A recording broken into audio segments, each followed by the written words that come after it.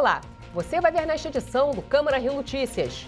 Vereadores alertam para a falta de prevenção da Prefeitura em relação às enchentes. Falta muito planejamento, falta integração das ações, falta articulação entre elas. Essa sessão de hoje na Seconserva mostrou que, inclusive, mesmo que a gente tenha um secretário com alguma disposição para enfrentar o problema, ele está de mãos amarradas. CPI da Câmara do Rio vai fazer vistorias em escolas públicas da rede municipal. Analisar as condições de trabalho, condições também que vai redundar em condições de saúde dos profissionais da educação. E a Orquestra Sinfônica Juvenil de Santa Cruz se apresenta ao lado de Toquinho, na Cidade das Artes.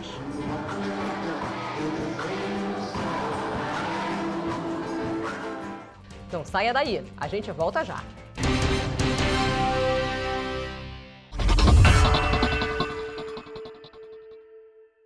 Não perca o Rio TV Debate. O nosso tema é produção literária e os avanços tecnológicos, a era multimídia. Nossos convidados são Rafael Santos, jornalista e responsável pelo projeto Nextale, e Eduardo Salomão, diretor secretário do Sindicato Nacional dos Editores de Livros, aqui na Rio TV Câmara.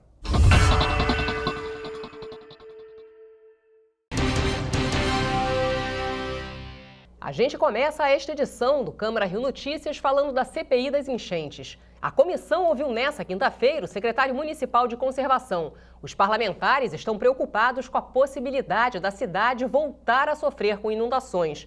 Os vereadores alertam para a falta de prevenção contra as enchentes. O primeiro a ser ouvido foi o secretário municipal de conservação, Roberto Nascimento Silva, no cargo desde abril do ano passado. Ele esclareceu as várias atribuições da secretaria, como a infraestrutura, drenagem e reparos na cidade. Um dos projetos debatidos foi o Ralo Limpo, implantado este ano. Com orçamento de R$ 69 milhões para 2019, o secretário não deixou claro as ações de planejamento. Para os vereadores, faltam ações preventivas, que são substituídas por projetos de reação. Falta muito planejamento, falta integração das ações, falta articulação entre elas. Essa sessão de hoje na Seconserva mostrou que, inclusive, mesmo que a gente tenha um secretário com alguma disposição para enfrentar o problema, ele está de mãos amarradas. Mãos amarradas porque não há integração entre os órgãos, não há integração entre os processos e é um caos orçamentário muito ruim na prefeitura. Ou seja, a gente está chegando ao final com responsabilidades claríssimas nas mãos das decisões políticas do prefeito Marcelo Crivella, tem responsabilidade sobre as chuvas e sobre as mortes das pessoas e, portanto, a gente hoje teve sessão para corroborar uma série de suspeitas que a gente não fica feliz com isso. A gente esperava que não tivesse acontecido, a gente esperava que não fosse assim, mas infelizmente estamos chegando ao final percebendo que não há integração e que a decisão política está causando a vida das pessoas. A CPI das enchentes foi instalada em março e pretende apontar as soluções e apurar a responsabilidade do poder público na prevenção, redução dos efeitos e atendimento aos atingidos pelas enchentes e deslizamentos ocorridos nos temporais de fevereiro e abril de 2019. Os vereadores tentaram entender sobre a administração municipal, que vincula, mas deixa independente, órgãos como a Fundação Rio Águas, mas não cria subordinação. Eles alertaram sobre uma queda na limpeza de bueiros e galerias de águas pluviais. O presidente da Conlurb também foi ouvido. Paulo Mangueira disse que no último ano fez vistorias e reparos em mais de 2.000 ralos. Também já foram mapeados 113 locais com problemas de microdrenagem. Serão mais 6 sessões até a conclusão do relatório final. Num prazo de 1 mês e meio, os vereadores vão ouvir representantes de áreas fundamentais como infraestrutura, urbanismo, defesa civil. Os vereadores afirmam que não há prevenção em relação às enchentes. A prefeitura trabalha só reativamente na hora que a emergência acontece e não há planejamento e integração. Os cargos públicos de secretarias e órgãos fundamentais são usados no xadrez político como moeda de troca e as pessoas estão pagando isso com a vida. Não dá para a gente seguir dessa forma. O relatório vai apontar esses absurdos e apontar que gestões futuras não podem admitir e agir dessa forma. A sessão começou com um pronunciamento do vereador Renato Cinco. Ele criticou um projeto protocolado pelo deputado Rodrigo Amorim na Assembleia Legislativa do Rio. O projeto tem 2 artigos. Artigo 1º, fica proibida a realização de quaisquer manifestações, movimentos sociais, protestos, eventos e atos em favor da legalização e da regulamentação do comércio e do uso de substâncias psicotrópicas. Eu acho que o deputado Rodrigo Amorim precisa ler a Constituição, precisa ler o artigo 5º da Constituição e precisa se informar melhor sobre as decisões do Supremo Tribunal Federal. O Supremo Tribunal Federal, por 2 vezes, julgou a legalidade da Marcha da Maconha e de outros movimentos que defendam a legalização das drogas, considerando que é um direito constitucional que o cidadão e a cidadã se organize para lutar pela mudança das leis, sejam elas quaisquer leis. 5 projetos em primeira discussão foram adiados, entre eles um da bancada do PSOL que regulamenta o processo de concessões do serviço público de transporte coletivo de passageiros por ônibus. Os parlamentares aprovaram em primeira discussão projeto do vereador Leonel Brizola que permite que os taxistas parcelem em até 6 vezes a multa pelo não pagamento da taxa de vistoria anual.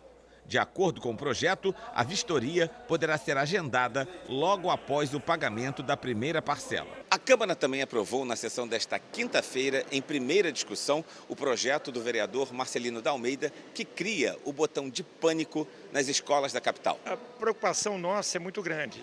Já houve acidente em várias escolas e nós colocamos esse projeto em pauta, que voltou na primeira discussão, porque as crianças têm que ter segurança. Os funcionários das escolas têm que ter segurança. Então, esse projeto, você acionando um botão, esse botão vai alarmar. Vai ter o alarme na Polícia Militar, no Batalhão da Polícia, na Guarda Municipal. Na prática, vai ter um botão em cada sala de aula? Vai ter um local na escola em que esse botão vai ficar localizado? Como é que funciona? Não, esse botão vai ter que ficar num lugar estratégico.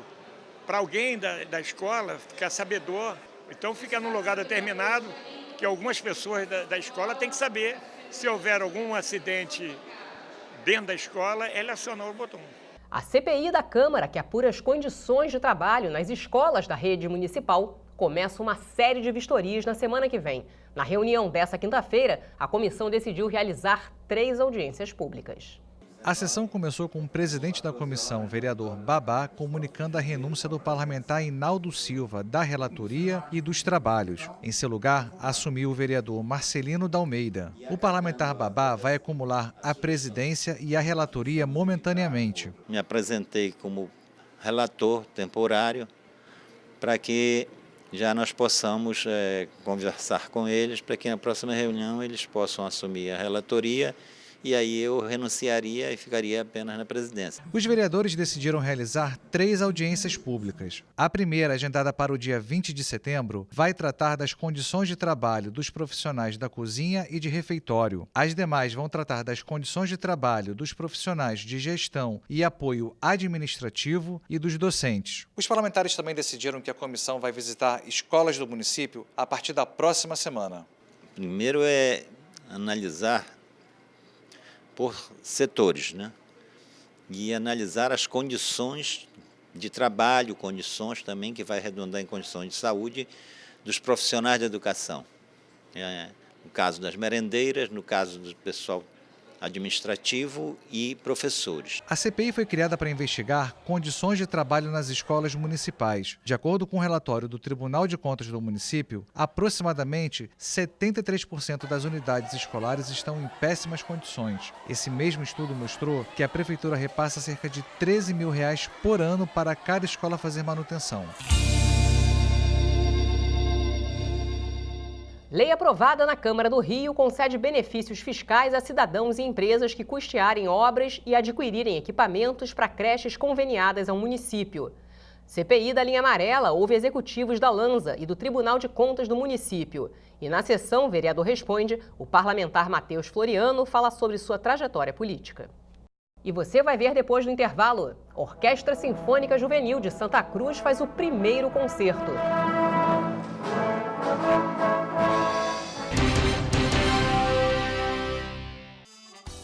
Em 2018, a Rio TV Câmara trouxe grandes novidades para tornar a sua experiência ainda mais dinâmica. Agora você tem mais 2 canais de comunicação com a gente. Além do Facebook e YouTube, também estamos no Instagram e no Twitter.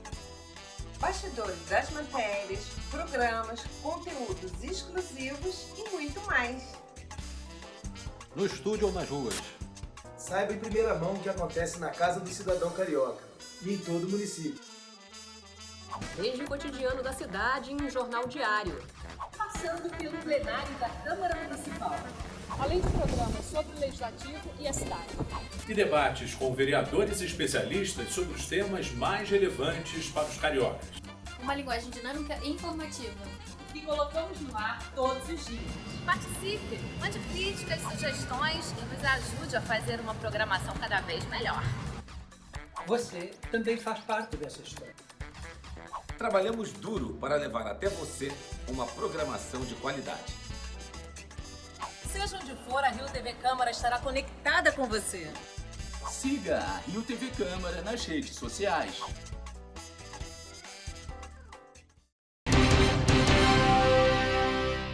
Estamos de volta agora para falar sobre o Cinefute, o festival de cinema de futebol que começou nesta quinta-feira.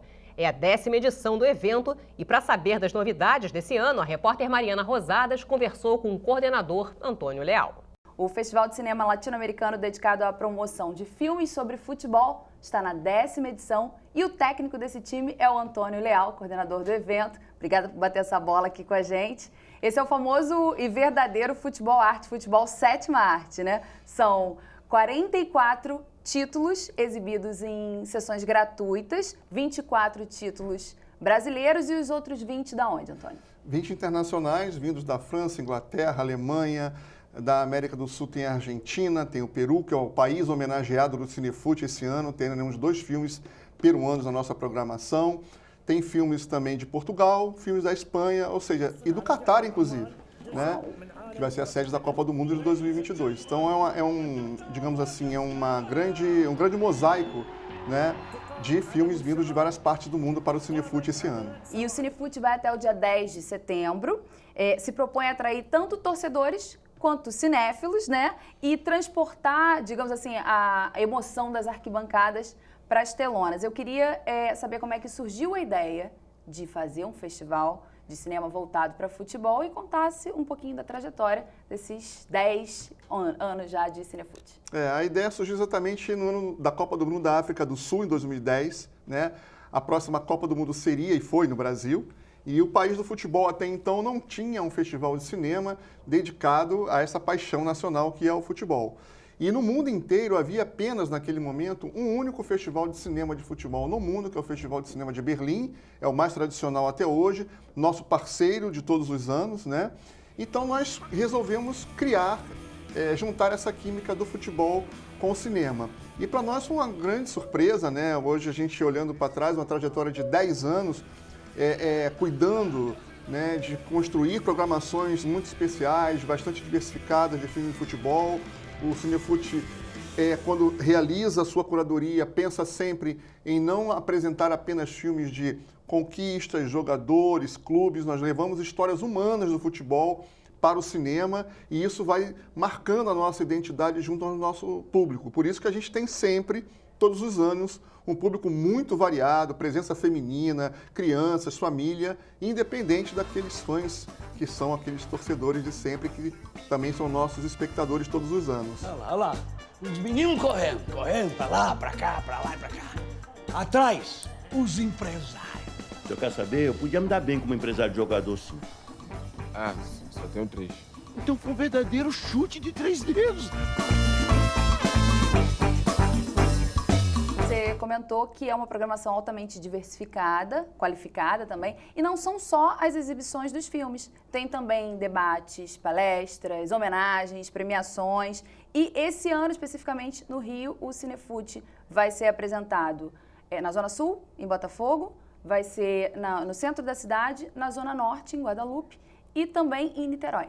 Isso, temos essa preocupação também, né? De não só ter uma programação plural e diversificada, mas também tentar a ocupação da cidade de uma maneira que a gente possa levar o festival para várias regiões. E em Niterói, né, vamos para o nosso 3º ano. Niterói é uma cidade com tradição no cinema, tem uma faculdade, né, uma universidade de cinema super importante. A primeira partida de futebol no estado do Rio de Janeiro foi jogada em Niterói, no Rio Cricket. Então, para a gente é sempre muito legal estar lá no Cine Arte UF, né? O Cinefute acontece também em Niterói, assim como no Rio, em todas as cidades, com entrada franca, não há cobrança de ingresso em nenhuma sessão. Então, poder levar essa programação para vários espaços de exibição, para nós é uma satisfação e uma alegria muito grande. E agora, em pleno 2019, quando o futebol feminino teve finalmente esse destaque tão merecido, essa temática das mulheres que jogam bola também vai estar presente. É sempre presente. É muito curioso isso, porque desde a primeira edição do Cinefute, nós sempre conseguimos trazer para a nossa programação algo vinculado à questão feminina do futebol, sempre. Mesmo nos momentos em que não tinham muitas produções disponíveis para isso, né, a gente sempre tinha mulheres nas equipes dos filmes, mulheres diretoras, né, sempre nós conseguimos... Exatamente, na equipe técnica, nós sempre conseguimos colocar a presença feminina em nosso festival. E a partir de um certo momento, 2013, por ali, no ano da Copa das Confederações no Brasil, a gente percebeu um certo surgimento de novas produções tratando do futebol feminino. E de lá para cá, sempre temos esse espaço nobre em nossa programação. E vamos ter uma homenagem, como todos os anos fazemos, né, a iniciativas que tratam o futebol feminino na sua atividade. Então, a gente tem a Organização Social Estrela, por exemplo, que vai completar 10 anos de atividade no desenvolvimento do futebol feminino, né? E vamos... Contemporânea do Cinefute, né? Exatamente, levar para o cinema numa sessão onde exibiremos o Radar, que é um filme em estreia no Cinefute, né? Que vai tratar exatamente do primeiro clube que deu origem ao futebol feminino depois da proibição, né, imposta pelo governo para as mulheres não praticarem futebol, e um filme venezuelano que trata da seleção sub-20 da Venezuela, uma promessa aí, quem sabe, da Venezuela conquistar espaços maiores no futebol feminino a partir de agora. É impossível não falar do Pelé, né? Esse fascínio que o maior jogador de futebol de todos os tempos ainda exerce, mesmo muitos anos depois de já ter parado de jogar. Ele exerce sobre as pessoas, atuando, ele exerce sobre os documentários e parece que ele, nas telas grandes, eles foram feitos um para o outro, né? Assim, o Pelé ganha aquela projeção, literalmente, nesse caso, tão grandiosa quanto merece. E isso também está sempre presente nas programações do Cinefute. É um protagonismo impressionante, né? Porque nós que percorremos esses festivais esportivos fora do Brasil, sempre há alguma presença do Pelé em alguma obra audiovisual, mesmo que não seja um filme sobre ele, né? Há sempre um interesse numa declaração dele, num depoimento dele, né? Então, cada vez mais a gente vê isso crescer. E o Cinefute está trazendo uma obra inédita sobre o Pelé. Pelé, o Último Show, um filme italiano, que vamos exibir na nossa programação, e que trata exatamente da despedida do Pelé do futebol, definitivamente. Foi uma partida pelo Cosmos, em Nova York, em 77. Então, os interessados devem garantir os ingressos pela internet, porque as sessões são sujeitas à lotação. Qual é o site? www.cinefute.org, né? Sempre comparecendo com 1 hora de antecedência para garantir os ingressos, né? Entrada franca em todas as sessões. Essa é a nossa prática desde que começamos e aguardamos todos aí para mais essa edição especial do Cinefute. Muito obrigada, Antônio Leal, coordenador do Cinefute, por essa resenha aqui com a gente e até a próxima. E a Prefeitura do Rio deu início ao programa Resgate Solidário nas ruas do Rio. O projeto prevê o acolhimento a dependentes químicos que vivem nas ruas da cidade. A ação aconteceu em Copacabana. 20 pessoas foram acolhidas e 5 encaminhadas para cuidados médicos. Vários órgãos municipais participaram da operação, como a Guarda Municipal e a Coordenadoria Municipal de Políticas sobre Drogas. As abordagens foram feitas por assistentes sociais. O Rio é a primeira cidade do país a adotar medidas desse tipo de acolhimento, como prevê a lei do governo federal aprovada em junho. E a gente termina esta edição do Câmara Rio Notícias com imagens da apresentação da Orquestra Sinfônica Juvenil Carioca de Santa Cruz. São 35 jovens de escolas municipais de Santa Cruz e Sepetiba. Foi o primeiro concerto do grupo que se apresentou ao lado de Toquinho, na Cidade das Artes. A plateia contou com a presença do prefeito Marcelo Crivella.